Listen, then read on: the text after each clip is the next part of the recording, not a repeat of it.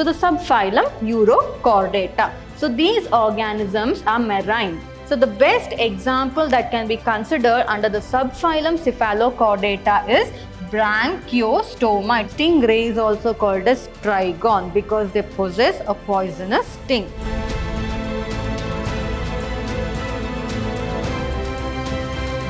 Hello everyone, a warm welcome to another session on chapter 4, that is Animal Kingdom. I'm Dr. Divya, Biology faculty, Vidyashram Pre-University College, Mysore, Temple of Excellence. So in the previous session, we had studied about the animal kingdom, and under the animal kingdom, we learned about three important phylum, that is phylum Mollusca, phylum Echinodermata, and phylum Hemichordata. In today's session, we shall study about the phylum Chordata, which is again divided into two subphylums, and these subphylum are divided into different classes. So we shall start with studying about the phylum Chordata. So as the name itself suggests, phylum Chordata, there is the presence of notochord. So remember, in Hemichordata, I had told you earlier, Hemichordata, they had a bone-like structure which looked like the notochord, but it was actually not the notochord. Therefore, they called the phylum as Hemichordata. Means they have a chordate, but it doesn't look like a notochord. But in the case of chordata, all the animals that come under the phylum Chordata, they have the presence of notochord. So notochord, what is notochord? It is nothing but they have a stretch of bony cartilage that is present on their dorsal surface, and that looks like a spine. It is nothing but the spine. They have a spine or they have a chordate. So that is notochord. And they have a dorsal hollow nerve cord. So they have a well developed. So those organisms or animals that come under the phylum Chordata, they have a well developed nervous system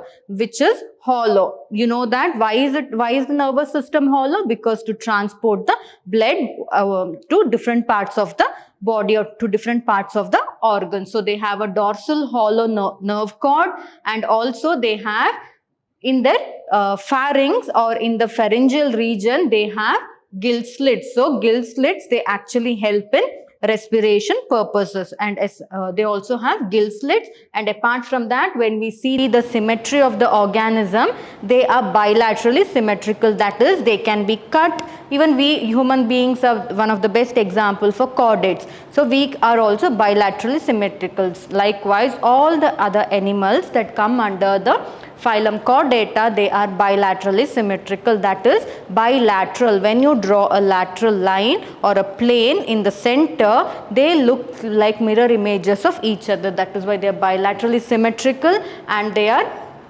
triploblastic. That is, they are made up of three layers: the outer ectoderm, the middle mesoderm, and the inner endoderm. Since the embryo is covered by three layers, it is called as triploblastic, and they are coelomate. That is, they have a body cavity. So these organisms have a body cavity, and it is if you just imagine the human beings, it is easy to understand the chordates because we also come under chordates. So we have a well developed organ system of organ system level of organization. So all the animals that come under the chordates, they have a organ system level of organization, and also they have a post-anal tail. So post-anal tail, it is the region or part of the body, that is slender part of the body that extends beyond the anus. So that is nothing but the post-anal tail. So they have a post-anal tail. Even we human being also have a post-anal tail, but only thing is it is not visible, but it is there. It is of no use nowadays. Just like appendix, how it is of no use, that it is called coccyx. So that is also of no use nowadays. So they all the animals, they have a post-anal tail, and when it comes to the circulation of the blood, the heart is a open circulate, or the heart is a closed circulatory system.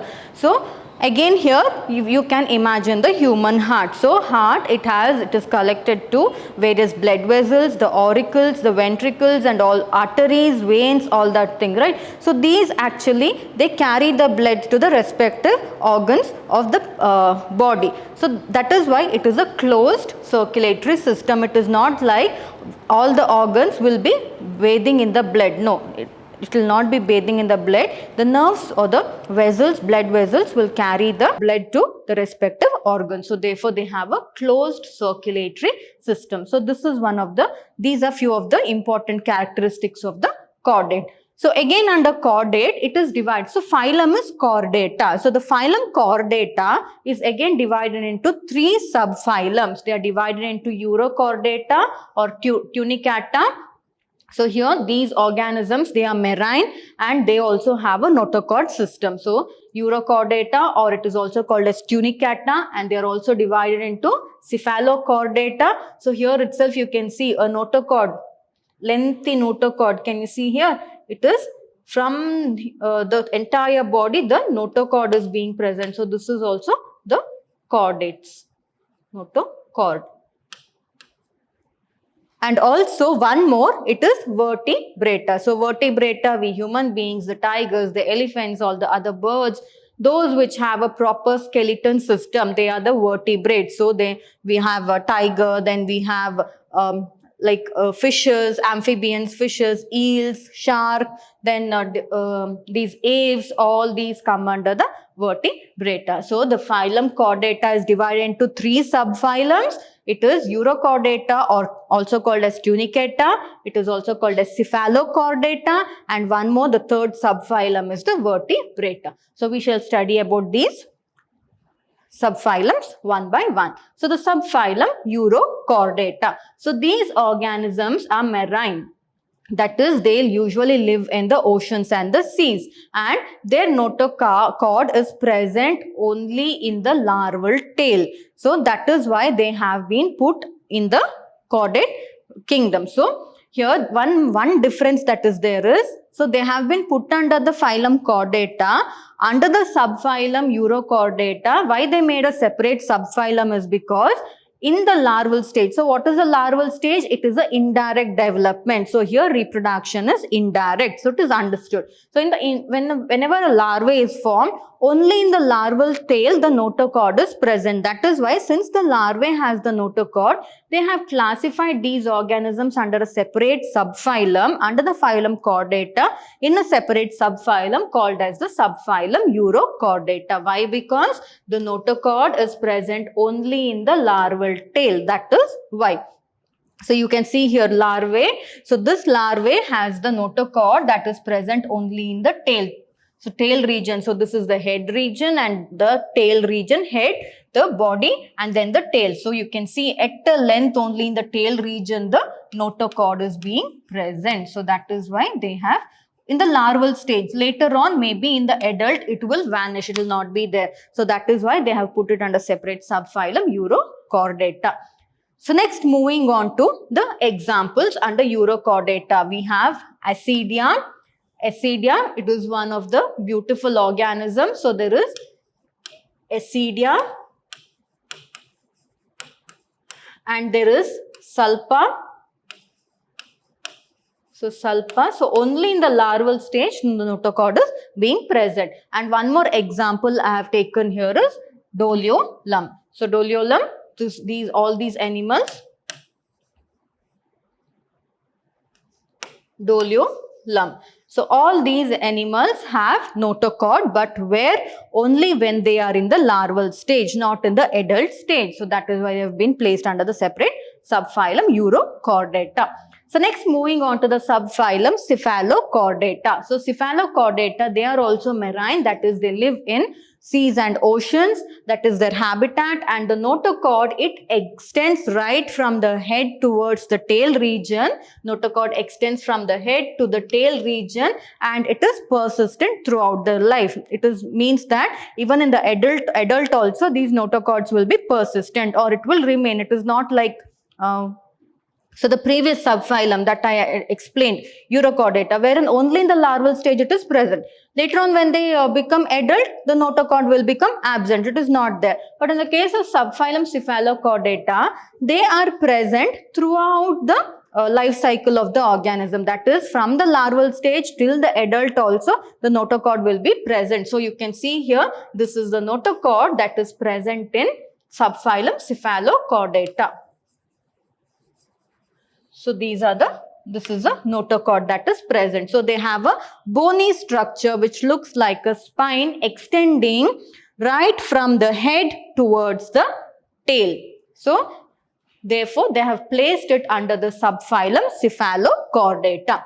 So next, moving on to some of the examples. So the best example that can be considered under the subphylum Cephalochordata is Branchiostoma. It is also called as Amphioxus, or it is also called as lancelet. So it is a marine organism. So here it is very clear. Can you see the notochord? So the notochord, it is very clearly visible. So it extends from the head towards the tail tip. So it extends up till the tail tip. So the best example is Branchiostoma. So next, moving on to the subphylum Vertebrata. So Vertebrata, these organisms, the notochord is present during the embryonic period, and later on these notochord gets converted into a cartilage or to a bony vertebral column. What is this? It is nothing but the spinal cord that we have. So all the animals under the vertebrates, they have a spinal cord. So again brush up. Subphylum Urochordata, they had notochord only in the larval stage. Subphylum Cephalochordata, they had notochord in the larval stage as well as in the adult stage.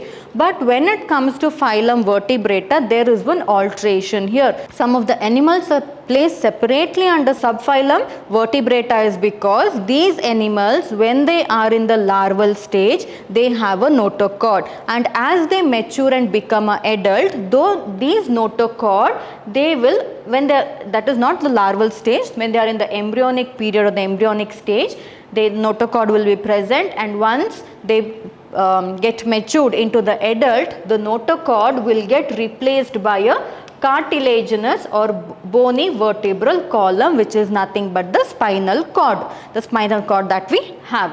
And therefore all the vertebrates are chordates, but all chordates are not vertebrates. Now you have to understand this. So all the chordates are not vertebrates, but all vertebrates are chordates. So I'll split the sentence and tell. So the first part, what I am saying is, all the vertebrates are chordates, right? All the vertebrates are chordates because they have a cartilaginous or bony vertebral column, which is nothing but the spine, right? It is nothing but the spine. So all the vertebrates are chordates. Other half of the sentence, but all the chordates are not vertebrates. Why? Because under chordate there were three subphylum, right? Subphylum Urochordata, subphylum Chordata. In subphylum Urochordata and Chordata, the notochord did not get converted into a cartilaginous or bony vertebral column, right? So that is why though those Urochordates and Cephalochordates are chordates, but you cannot consider them to be proper chordates because they don't have a proper cartilaginous bony vertebral column, but they have something called as notochord, which will later develop to the bony cartilaginous vertebral column, unlike the vertebrates. But here that is why they say that all vertebrates are chordates, but all chordates are not vertebrates. So they cannot be vertebrates. So you can ask me, ma'am, those that is under chordates, the subphylum Urochordata and subphylum Cephalochordata both have notochord, but why are they not vertebrates? Why? Because they, in spite of having notochord, they don't have a vertebral column. That is why they are not vertebrates. But those chordates in which the notochord gets converted or replaced into a vertebral column can be called as the vertebrate. So this is the meaning of this particular sentence here. So next, moving on to the structure of the vertebrates. So vertebrates, they have a well-developed ventral muscular heart, and it can be either 2-chambered, 3-chambered, 4-chambered, depending on the organism. Say for example, in reptiles, they'll have a different number of chambers. So you know that we human beings, we have a 4-chambered heart, right? That chamber has left auricle, right auricle, left ventricle and right ventricle. It is made up of 4 chambers. But there are some classes of animals under the subphylum vertebrata, under the phylum chordates, which have a ventral muscular heart, but the heart can be of different chambers. That is, they can be either 2-chambered, they may be 3-chambered, or they may be 4-chambered. And I told you they have chordates have a well-developed organ system. So they have organ system, that is a circulatory system which is heart. Then for excretion, they have the kidneys, and also kidneys help in excretion as well as in osmoregulation. And also they have paired appendages which may be fins or limb. So paired appendages, we human beings have hand and foot, like that 4-legged animals are there. But when it comes to fishes, they don't have limbs, right? They have fins. So the appendages can be either fins or they can be limbs. So next, let us study about the class Cyclotostomata. So I told you, under vertebrates, under the subphylum vertebrates, there are different classes based on the structure. So based on that, we will study about the first class under the phylum chordate and the subphylum vertebrata, that is class Cyclostomata, class Cyclostomata. So these Cyclostomatas, they are actually ectoparasites on some of the fishes, means they survive by living on the body of other fishes, that is, they are ectoparasites on some of the fishes. And when we look at the body, they can be elongated, that is very long, the body is very long, and also it will have 6 to 15 pairs of gill slits. So gill slits which help in respiration. So these gill slits are also present, which will actually help in the respiratory process for breathing purposes. And these cyclostomes, they have sucking and circular mouth without jaws. Why do they have a sucking mouth? What did I tell you? They live on some of the fishes. So because they are parasites. So what are parasites? Those organisms which feed on other living organisms. So when it is growing on the top of a fish, it will fit its mouth on the fish. So if the fish mouth is like a sucker, it will hold on to the body of the fish properly. So that is why they have a circular mouth which acts like a sucker, that is used for sucking, and also they don't have any jaws. Jaws is not there. So cyclostomes, they have a sucking and a circular mouth without jaws. And when it comes to the body does not have any scales or paired fins. Why do they don't have any scale or paired fins? Not needed. For movement, they can use the fishes itself, right? Because they are always growing on the body of the fishes. They are ectoparasites on the fish. Therefore, they are devoid of scales, and also they are devoid of paired fins, and they have a cranium and vertebral column which are nothing but cartilaginous, that is, it is bony. So they have a cranium and a vertebral column that are cartilaginous, or it is bony, it is made up of bones or skeletal like structure. And when it comes to circulation, it is of closed type circulation. So all the vertebrates have a closed type circulation. So obviously this also comes under the subphylum vertebrata, so therefore they have a closed type circulation. And obviously because they are ectoparasites on fishes, fishes live in water, so therefore these cyclostomes are also marine, but they migrate only for spawning to fresh water. So cyclostomes, they can live in marine environment as well as in fresh environment. So when they are ectoparasites on fishes, they live in the marine environment, and when it is time for breeding, that is spawning. So spawning is nothing but the process of laying eggs by the fishes is called as spawning. So these ectoparasites, or the cyclostomata species also, they spawn. So during that breeding season, that is during the time of spawning or during the time of laying eggs, they move to the fresh water. Until then they are in the marine water, that is in the seas and the oceans they will be present. And after spawning, within a few days they will die. So this is very interesting.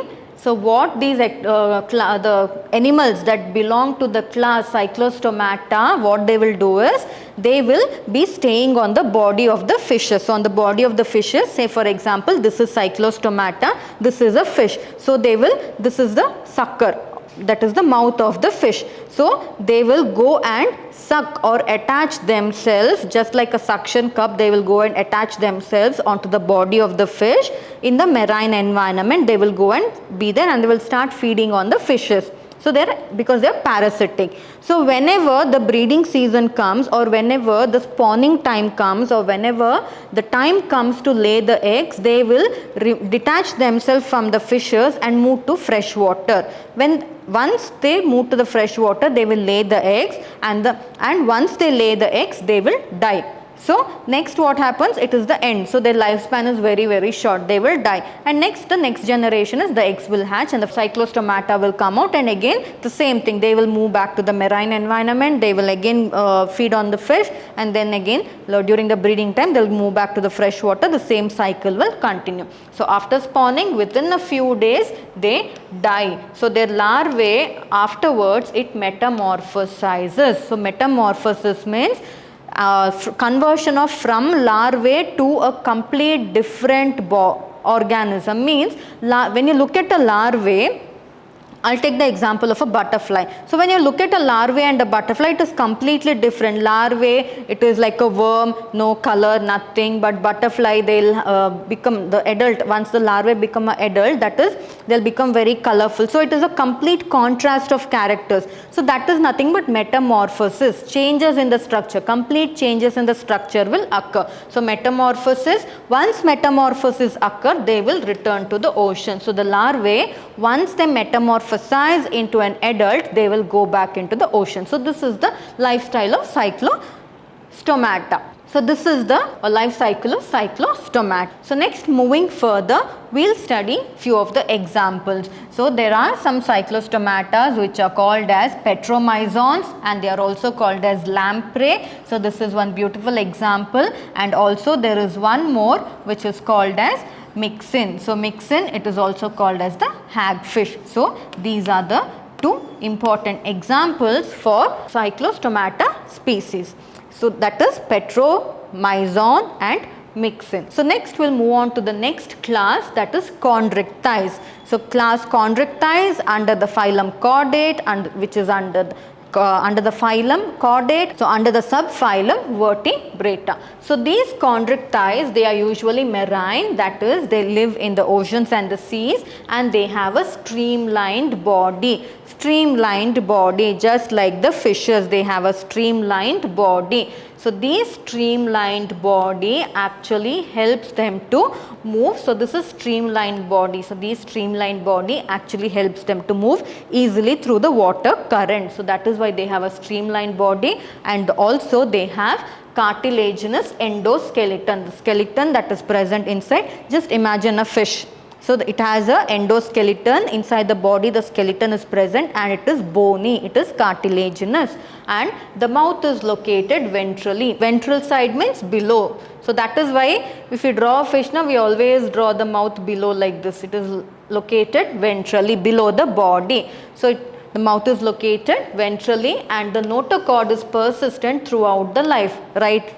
I told you previously, right? In vertebrates, the notochord is present right from the larva up till the adult stage, right? Continuously throughout the life it is present, and they have gill slits. So gill slits are separated by two openings called as operculum, or it is also called as the gill cover. So the gill slits help them to respire underwater, because these organisms, they are found underwater, the fishes, and the skin is very, very tough in order to prevent any damages whenever they are brushing against the rocks and all that, that isn't present underwater. So in order for that, and also they contain minute placoid scales. It is, you can imagine the fishes. So fishes, they have scales like this, right?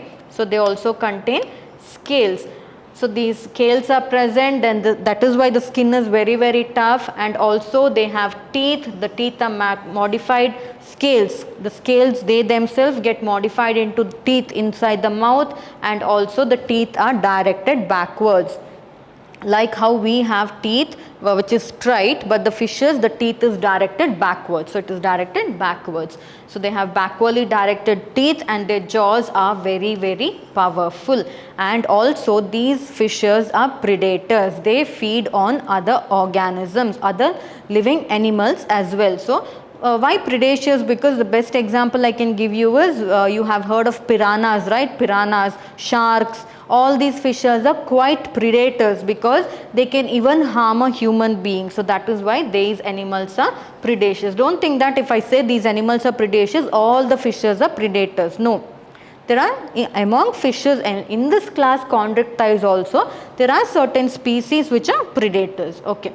And due to, they don't have a air bladder, and because of the absence of the air bladder, they have to swim constantly. Have you seen a fish? It is always swimming in water. Why? Because if there is air bladder, it will give the fish buoyancy, that is ability to float. But these fishes, so air bladder, so inside air, imagine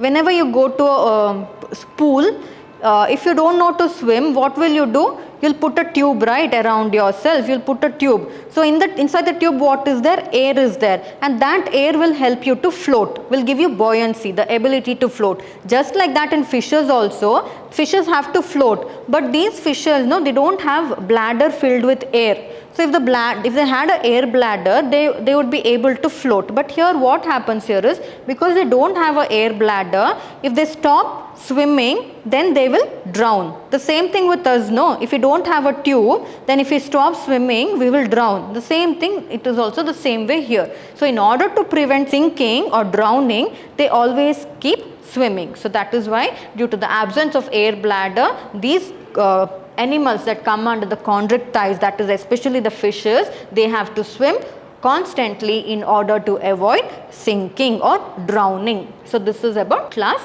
chondrichthyes. Next, moving on to the structure, what all the different organs that are present in them, we'll see. So I told you in vertebrates, they have a heart which is closed, that is they have a closed circulatory system, and the heart can either be made up of 2 chambers, 3 chambers or 4 chambers. So here the heart is 2 chambered, wherein they have only 1 auricle and 1 ventricle. They have 1 auricle and 1 ventricle. And apart from this, some of the fishes, they also have an organ which produces electric current in them. You have seen stingrays, right? The end of the stingray's tail, it passes electric current. Have you might have seen in National Geographic channels and all that. So some of them, they have electric organs which is called as torpedo, and these electric organs, it is actually used as protection for them. And also some will possess poison sting which is called as trigon. So it is called as trigon. So they may possess, either they may possess organs which produces electric currents, or at the tip of their tail they may have stings or needle like structures which is having poison.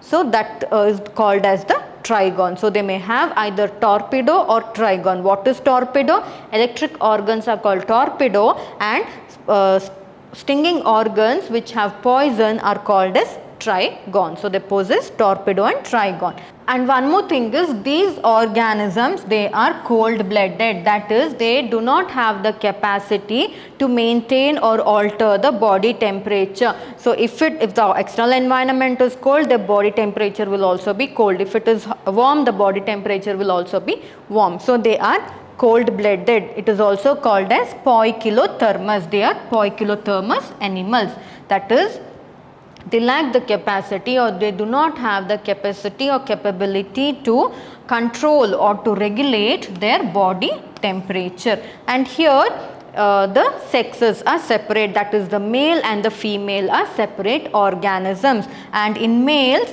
they have pelvic fins which bear claspers. Why? Because in order to cling on to the female they have pelvic fins which bear claspers. And also the fertilization, that is the reproduction, if it is taking place, it is internal fertilization. The reproduction, that is the fusion of the male and the female gamete, will take inside the body of the take place inside the body of the female, and also many of them are viviparous. So some of the fishes, they may be oviparous, that is egg laying. Many of them are viviparous, that is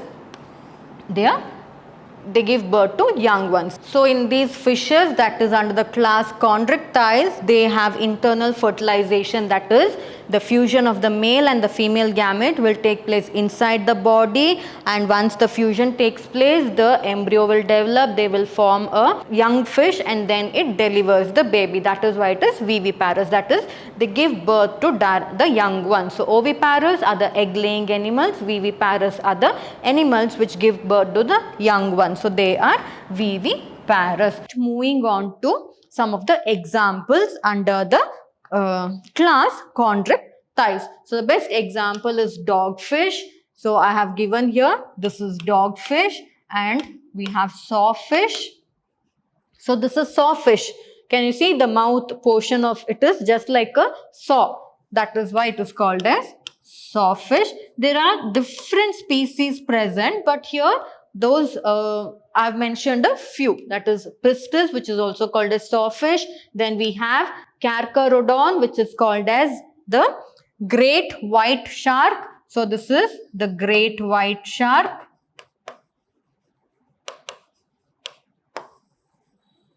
So great white shark, and also the trigon. So trigon, it is nothing but stingray. So trigon. So remember what is trigon? Told you in the previous slide, trigon, they possess a poisonous sting. So that is why the stingray is also called as trigon, because they possess a poisonous sting. So here we have the stingray. So these are some of the examples for the phylum Chondrichthyes. These are some of the examples for the class Chondrichthyes under the subphylum Vertebrata. So I hope you understood the session well. Apart from these subphylums that we studied in today's class, that is in today's class we studied about chordates, the phylum chordate. So again in the phylum chordate, based on the presence and the absence, or based on the notochord, they are divided into three subphylums, that is Urochordata, Cephalochordata and Vertebrata. And we also studied the subphylum Vertebrata in detail, wherein we studied under the subphylum Vertebrata, we studied two important classes. We studied one important class under the subphylum Vertebrata, that is class Chondrichthyes. So in the next coming session, we shall discuss about the other remaining classes that are placed under the subphylum Vertebrata, that is those animals having a vertebral column or a cartilaginous bony structure. So I hope you have understood the session very well. We shall meet in the next coming session. Thank you.